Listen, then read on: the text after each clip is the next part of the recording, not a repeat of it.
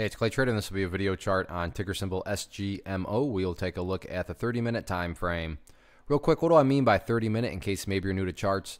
Instead of each one of these candlesticks representing 1 day's worth of price action, which is what you would normally see, each one represents 30 minutes. So while this here may look like a few weeks worth of time, it's actually just the past 2 days broken down into 30-minute time slices.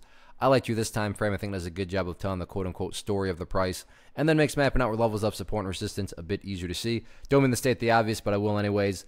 Obviously a gap up a couple days ago, and then since then the bulls have just continued to build, and that's truly the name of the game, assuming of course you are long. So first level of support I want to talk about is the ideal level. Meaning if you say, hey Clay, what would make this chart look the absolute strongest going forward? And that'd be right here at $7.75. Now don't get me wrong, if the price falls below it, by no means am I saying that everything's totally ruined or anything like that. But yeah, if the price can continue to stay above there, that would certainly be a huge sign of power on the bulls' part. Next level of support after that, down here at that point, and that sits at $6.85. So $7.75, $6.85, two nearer term levels of support. Taking a step back, looking at the big picture of things, it's all about the purple line there, which is the 50-period simple moving average.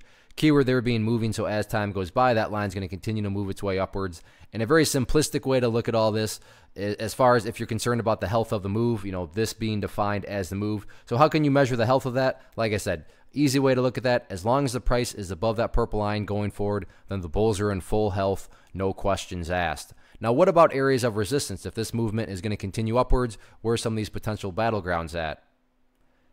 At this point, I'm just going to talk about one level of resistance, and I'll explain that in a second. But that level is just simply where the party stopped today, and that's right up there at this $8.55 mark. Reason I'm just talking about one level of resistance, in my opinion, breaking levels of resistance, not really a huge priority next week. Top priority, building higher bases, going through healthy consolidations, because from the grand scheme of things, as long as the price is building higher lows as time unfolds, then that means that the long-term trend is being constructed upwards, and that's the name of the game. So in other words, as long as the price is putting in higher lows, long-term chart will take care of itself.